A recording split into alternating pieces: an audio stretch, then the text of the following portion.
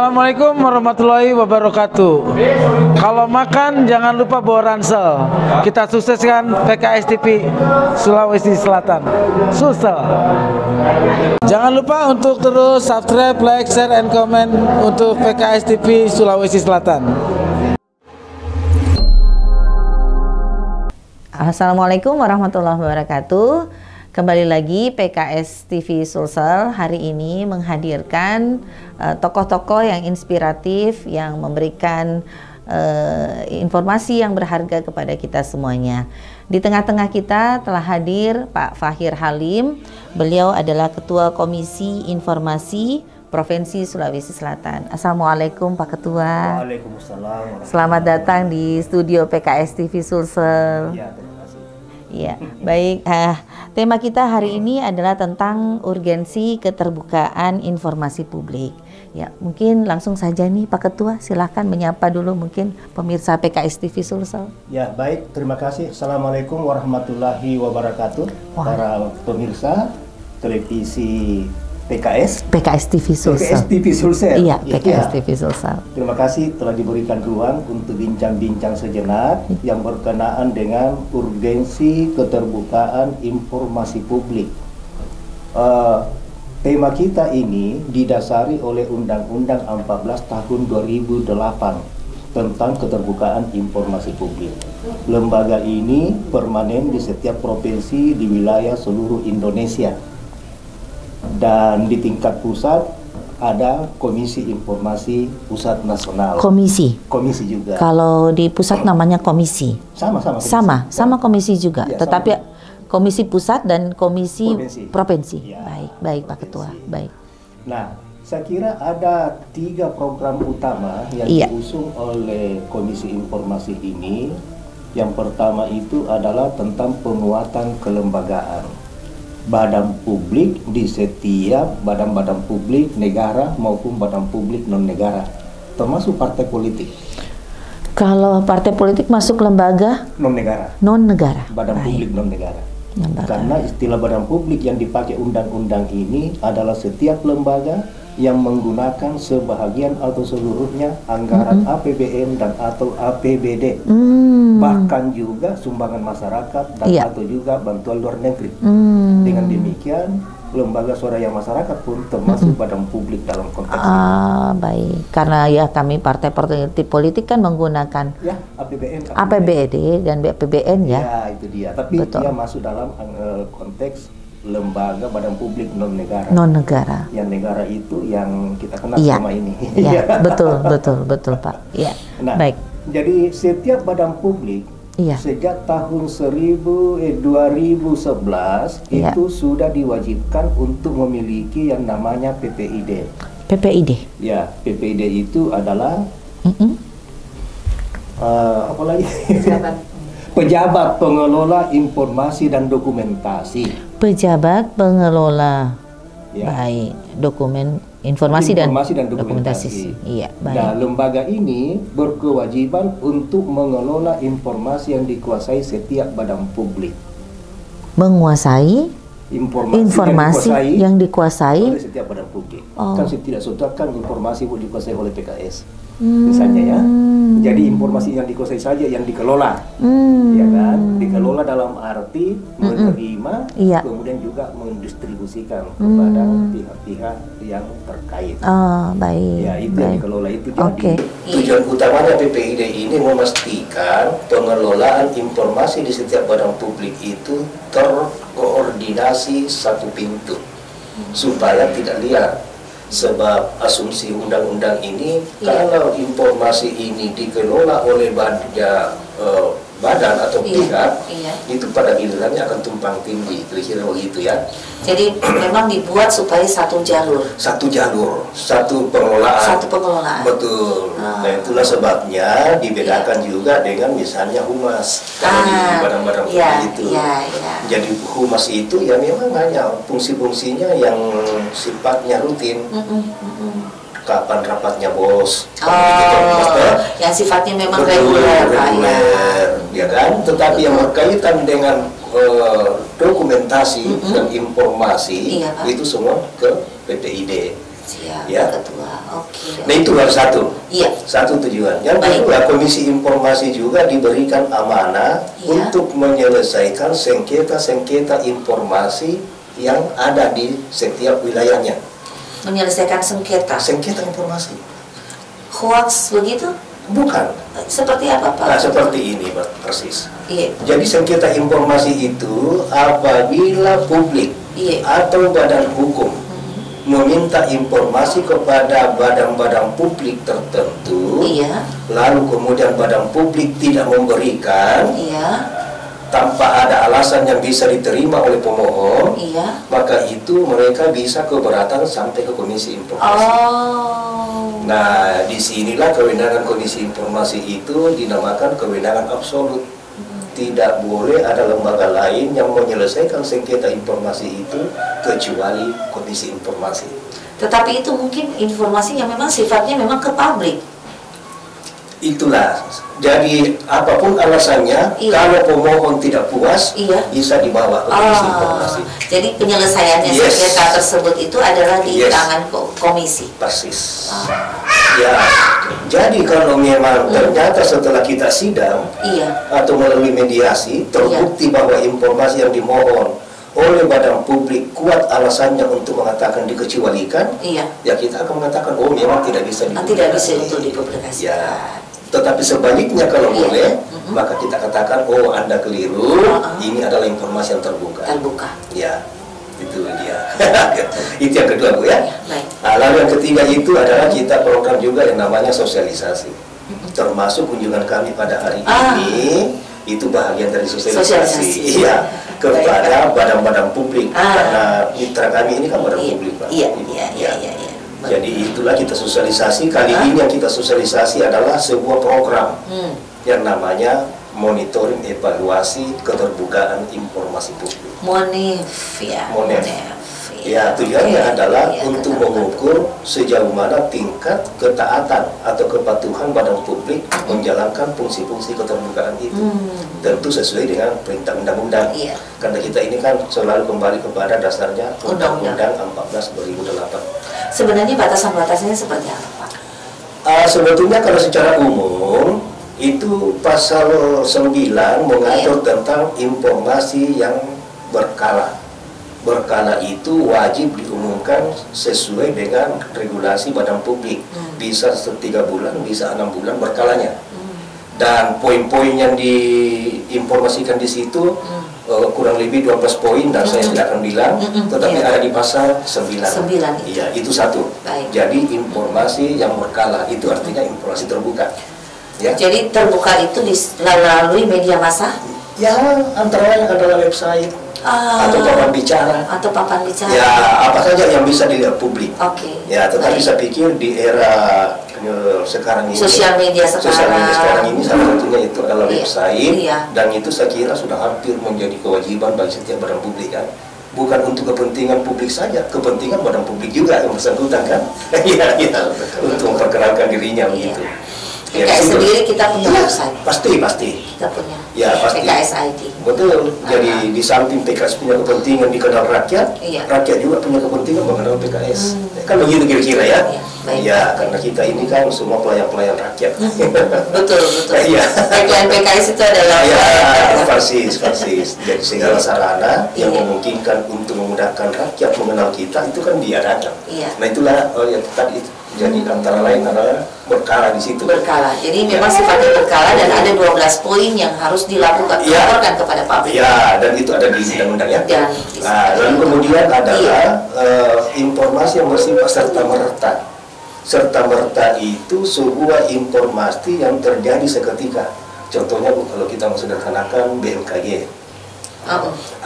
Itu kan update-nya mungkin setiap hari ya. Artinya serta-merta. Iya. Apapun yang terjadi, terutama yang berkaitan dengan kegawatan, karena taruhannya kalau informasi yang bersifat serta-merta itu kan nyawa manusia. Iya. Bencana-bencana, baik Iya. bencana sosial, Iya. bencana alam, Iya. maupun bencana-bencana yang lain, Iya. begitu ya. Itu bersifat serta-merta. Dan bagi badan publik yang menguasai informasi itu wajib untuk kemudian menyampaikan informasi serta-merta itu ketika itu juga. Jadi diminta atau tidak diminta, segera sampaikan. Ya sama BMKG, diminta atau tidak diminta, dia akan update. Ya bahwa Sulawesi Selatan jam 2 nanti diperkirakan akan hujan.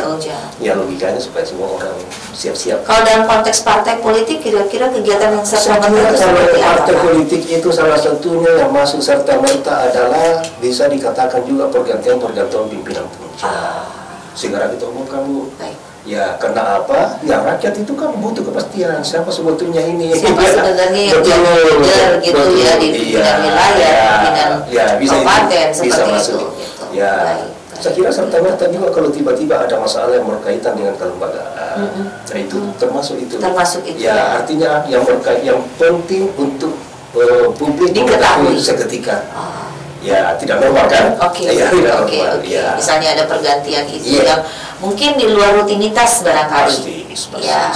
Kalau normal kan itu masuk di berkala tadi. Iya, berkala Tapi tadi. serta-merta itu memang situasional. Situasional. Misalnya tiba-tiba ada pergantian. Betul, ya kan? betul. PAW ya. Ya, bisa Betul. masuk dalam kategori itu. Oke. Itu di pasal 10 ya tuh. Oh, Ya. iya. Lalu di pasal 11 itu Iya. mengatur tentang informasi yang tersedia setiap saat. Tidak harus diumumkan secara publikasi terbuka, tetapi harus tersedia karena logikanya begitu ada publik yang meminta informasi itu, maka badan publik harusnya tidak boleh mengatakan tidak ada. Artinya ini informasi yang bisa diakses, Bisa diakses, tetapi tidak harus diumumkan. tetapi tidak diumumkan. Tidak harus diumumkan. Ya, Contohnya tidak. mungkin kalau kami menganalogikan itu medsos-medsos yang dipegang oleh partai secara official, begitu bisa Pak? Saya kira dalam bentuk dokumen yang kita bicara dulu ya. Oh, dokumen. Iya, dokumen informasi. Oh, ya. dokumen Dan informasi. Ya, saya kira daftar nama anggota antara lain. Oh, begitu. Kan tidak mesti diumumkan banyak Iya, sekali, iya, tapi iya. tersedia. Tapi tersedia. Iya, Oh, itu. gitu. Periode-periode kepengurusan, ya kan, pergantian itu bisa. Iya. Ya, yang tidak ada di informasi yang berkala itu. Pokoknya tidak masuk di website itu kira-kira ya. Karena kalau dimasukkan terlalu banyak. Iya, Pak. Disimpan di satu tempat. Ya, kemudian tetapi itu tetap dinyatakan kalau ada yang minta itu akan kita kasih. Artinya selalu ready. Ready, setiap betul, saat. ready setiap saat. Iya. Itulah 3 model tentang informasi terbuka. Keterbukaan. Lalu kalau ada informasi yang kita pandang tidak terbuka atau dikecualikan, Iya. itu diatur pada pasal 17. Nah, jadi saya kira demokratis sekali undang-undang. Iya, betul. Ini yang terbuka, ini yang bisa tidak terbuka. Hanya saja untuk informasi yang dikecualikan tadi itu syaratnya harus ada, Bu. Apa saja itu? Harus didahului dengan yang namanya proses pengujian konsekuensi. Jadi ada sebuah proses di mana informasi yang kita kuasai itu diuji dulu. Mana kira-kira yang bisa masuk dalam kategori yang tertutup. Jadi jangan lagi dibicarakan mana yang terbuka, tetapi yang tertutup. Boleh jadi informasi yang terbuka tadi itu juga bisa kemudian menjadi tertutup karena situasi tertentu. Tetapi prosesnya adalah ada pengujian konsekuensi. Nah, saya kira poinnya adalah salah satu substansi pengujian konsekuensi itu, adakah dasar hukum yang kuat untuk mengatakan informasi itu kami kecualikan? Dasar hukumnya apa? Apa dasar hukum? Ya, itu yang utama ya. Nah, lalu kemudian ditambah lagi, kalau ditambah lagi alasan-alasan lain, mengapa? Karena kalau ini kami buka, maka ini bisa menjadi korban. Kalau ini kami buka, maka ini bisa menjadi terganggu, dan seterusnya, dan seterusnya. Pokoknya argumen harus kuat untuk mengatakan informasi ini kalau dibuka, memang lebih banyak mudaratnya. Oleh karena itu, PKS misalnya memandang perlu ditutup atau dikecualikan. Menurut Bapak sendiri sampai hari ini, PKS termasuk lembaga publik yang terbuka atau tertutup, Pak? Kita belum bisa menilai itu, Iya. tapi kan ini masih konsep undang-undang tadi. Iya. Jadi undang-undang bilang kalau informasi itu dikecualikan, maka dia adalah masuk di pasal 17 ya. Lalu prosesnya ada, tidak boleh badan publik mengatakan langsung, oh maaf, ini informasi yang kami tutup. Apa alasannya? Tidak ada alasan. Hanya karena pimpinan sudah bilang begitu tertutup, itu bukan alasan. Bukan alasan. Iya. Harus melalui pengujian. Pengujian konsekuensi, dan salah satu substansinya adalah adakah dasar hukum yang kuat untuk mengatakan itu. Kalau dicarikan alasan-alasan yang lain, misalnya kalau kami buka ini, partai kami akan terganggu permanen misalnya. Gitu. Ya, itu antara lain. Dan kita yang buktikan, Bu. Ya, kita harus membuktikan itu sebelumnya.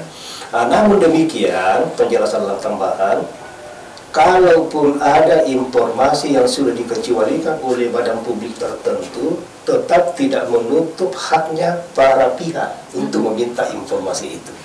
Karena kalau memang silang pandangan itu tidak bisa didamaikan, itulah nanti akan menjadi sengketa dan hanya akan selesaikan.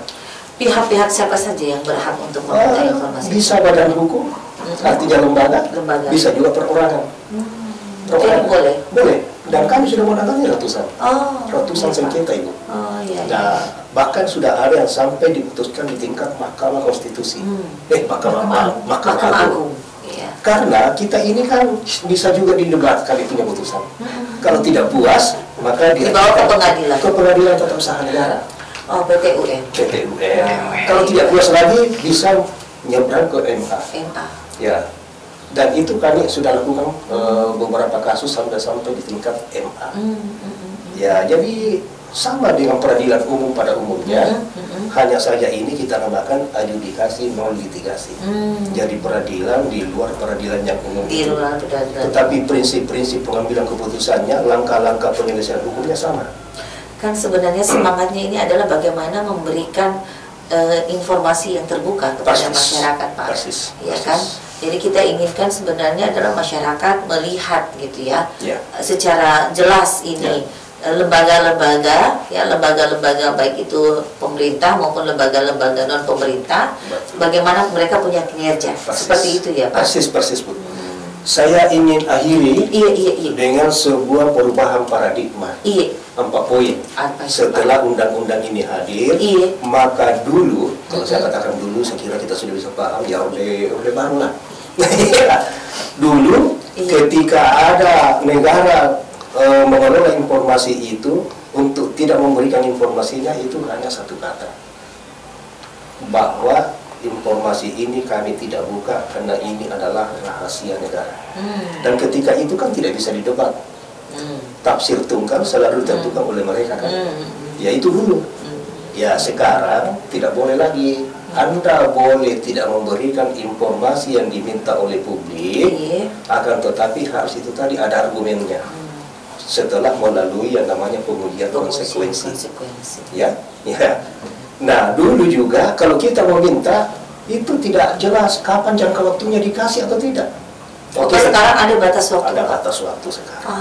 10 hari pertama. 10 hari pertama. Kalau dianggap berat, mau dicari di 14 lemari misalnya, itu bisa minta tambahan waktu 7 hari. Kalau sudah 7 sampai 17 hari tidak ada kepastian, maka yang meminta tadi bisa ada namanya unsur keberatan. Keberatan kepada pimpinannya PPID. Oh, saya keberatan karena tidak dikasih. Apapun alasannya ya, kalau tidak puas. Karena ini kan meminta itu adalah hakmu. Sementara itu memberi adalah kewajiban. Nah, oleh karena itu kalau haknya orang tidak bisa diganggu. Apapun alasannya. Pokoknya saya tidak terima itu alasan. Maka saya keberatan. Masa keberatan itu 30 hari. 30 hari. Berarti ada waktu 47 hari untuk menimbang apakah kita kasih informasi. Ya, jadi badan publik itu punya waktu yang cukup rasional untuk menimbang ada manfaat atau ada mudarat yang apabila informasi ini dikasih atau tidak. Ya kan? Nah, kalau tidak juga dikasih setelah ditimbang, itu jatuh kepada kasus sengketa. Disengketakanlah. Nah, maka ranahnya adalah sudah ada di Komisi Informasi untuk penyelesaiannya. Apakah penyelesaian bisa melalui adjudikasi dalam arti persidangan, atau mungkin juga bisa mediasi ya. Ya sama saja. Ya, dua prosesnya itu. Nah, itu yang kedua. Lalu yang ketiga, dulu itu kalau kita informasi yang selalu dihukum dalam kaitan dengan informasi publik itu adalah yang dianggap menyalahgunakan. Ya kan? Menyalahgunakan informasi. Ya. Untuk kepentingan pribadi atau golongan tertentu. Itu kan dulu begitu ya? Iya.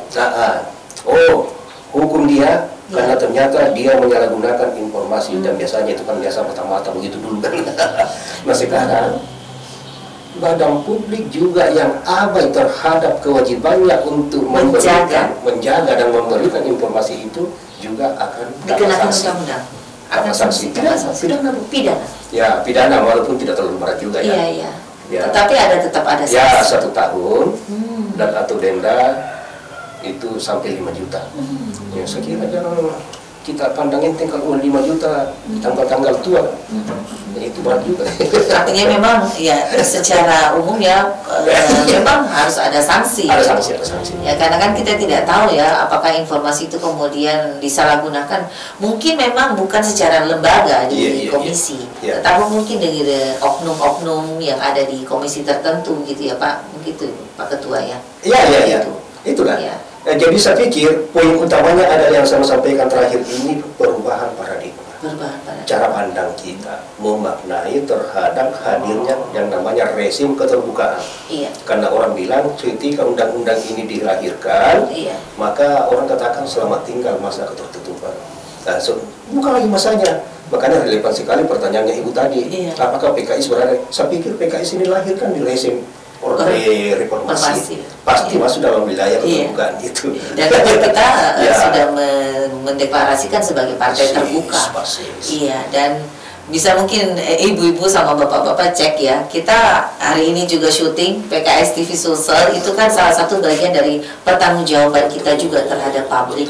Belum sosial media kita yang ada di Facebook, di IG, di YouTube, seperti itu bagian dari salah satu partai yang banyak dibicarakan publik pada masanya.